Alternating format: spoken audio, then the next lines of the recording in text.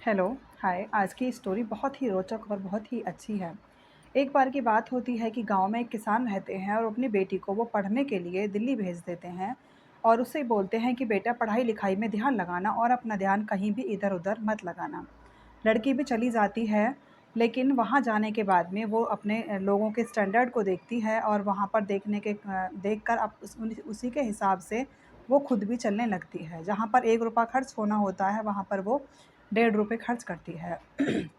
उसके बाद में फिर वो क्रेडिट कार्ड निकलवा लेती है, क्योंकि पिता उसको बैंक अकाउंट सब दे रखे होते हैं कि बेटा कोई परेशानी हो तो आप मेरे क्रेडिट कार्ड को बैंक अकाउंट में से पैसे को सबको यूज़ कर लेना, कोई इमरजेंसी आए तो।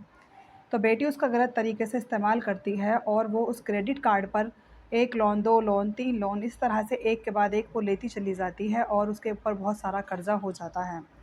अब जब कर्ज़ा बहुत ज़्यादा हो जाता है तो वो ये सोचती है कि अब मैं क्या करूँ? तो वो माता-पिता से भी बात करती है, तो माता-पिता तो उसके लिए कितने ही सपने सजाए बैठे रहते हैं कि हमारी बेटी पढ़ लिख कर कुछ बनकर आएगी। तो इस तरह से वो बहुत ज़्यादा ये सोचकर परेशान हो जाती है कि अब मैं क्या करूँ? क्योंकि उसने अपनी जो एरिया था वो इतना बढ़ा लिया था कि वो उसको छोटा भी नहीं कर सकती थी और जहाँ खर्च करने होते थे पैसे वहाँ भी उसको करने ही पड़ते थे, ना करने होते थे तब भी उसको वहाँ पर कंट्रीब्यूशन करना होता था। इस तरह से वो दलदल में फँसती चली जाती है। जब वो अपने माता-पिता की तरफ देखती है और फिर अपने कर्मों को देखती है, क्योंकि हमें अपनी गलती का रियलाइज़ेशन एक ना एक दिन हो ही जाता है। कहीं न कहीं पर ऐसे फँस जाते हैं बच्चे बाहर जाकर कि कहीं न कहीं फिर उन्हें अपनी गलती रियलाइज़ होने लगती है। और उसके बाद में फिर वो सोचती है कि मैं क्या करूँ? तो वो डिलीवरी बॉय के लिए कुछ अपना मतलब पहले ही मँगा लेती है, कोई न कोई सामान मँगाती है और उस टाइम वो इतनी परेशान हो जाती है कि वो फांसी का फंदा पंखे में लगाकर अ, फांसी लगाने वाली होती है, तभी डिलीवरी बॉय आता है और वो दरवाजे को खटखटाता है। तो वो लड़की आती है और वो अपना सामान लेकर डिलीवरी बॉय से जाने के लिए कहती है, लेकिन वो डिलीवरी बॉय जैसे ही दरवाज़ा खुलता है तो वो देखता है कि फांसी का फंदा लगा हुआ होता है, जिसमें वो लड़की अपने जान देने वाली होती है। तब वो अपनी उस लड़की से कहता है कि बहन जी आप शायद परेशान हैं। तो वो कहती है तुम्हें क्या मतलब, तुम अपनी डिलीवरी करने आए हो और यहाँ से चले जाओ। वो लड़का नहीं जाता, फिर 1 मिनट के लिए रुकता है। तो फिर वो उसे समझाता है कि अब सभी समस्याओं का कोई ना कोई समाधान निकल आता है। आपकी ऐसी कौन-सी प्रॉब्लम है, अगर आप मेरे साथ शेयर करोगी तो शायद मैं कोई रास्ता बता पाऊँ। वो फिर उसे धमका देती है कि तुम्हारा काम है, तुम यहाँ से चले जाओ। वो लड़का फिर भी नहीं जाता। वो कहता है कि एक बार तुम अपनी प्रॉब्लम मेरे साथ शेयर तो करो।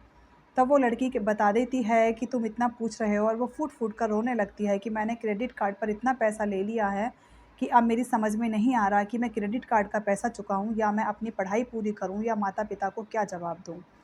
तो वो कहता है कि माता-पिता हर परेशानी में सबके साथ रहते हैं, अपने बच्चों को वो कभी भी दुखी नहीं देख पाते।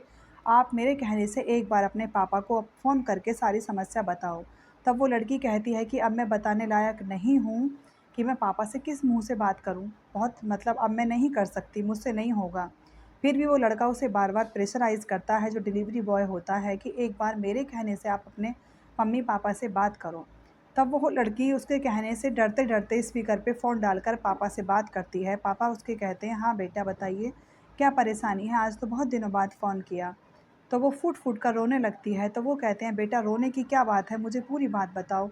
तब वो लड़की कहती है कि पापा इस तरह से मैंने क्रेडिट कार्ड पर लोन पे लोन ले लिया है और मेरे ऊपर डेढ़ 2 लाख का कर्ज़ा हो गया है।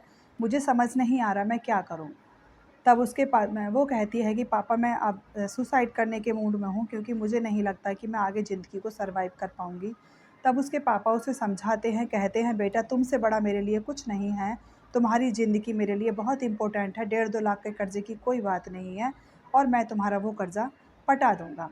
इस तरह से उसके पिता अगले दिन आते हैं और अपनी बेटी को समझाते हैं और कहते हैं कि कोई भी गलत कदम इस हद तक बच्चे को मतलब यहाँ तक ले जाता है और अच्छा हुआ बेटा तुमने मुझे बता दिया और आगे से फिर कभी कोई ऐसी गलती मत करना। और अब वो अपनी बेटी को इस दलदल से निकाल लेते हैं और आगे वो बच्ची खूब मेहनत करती है और अपना आईएएस का एग्ज़ाम भी क्लियर कर देती है। तो गलती तो हो गई थी उस बच्ची से, लेकिन कभी भी कोई गलती अगर आपसे हो जाती है तो प्लीज़ एक बार अपने माता-पिता से शेयर ज़रूर करें, क्योंकि मौत किसी समस्या का समाधान नहीं होता। बात करने से ही, माता-पिता को बताने से हर समस्या का समाधान निकल आता है। Thank you and have a nice day.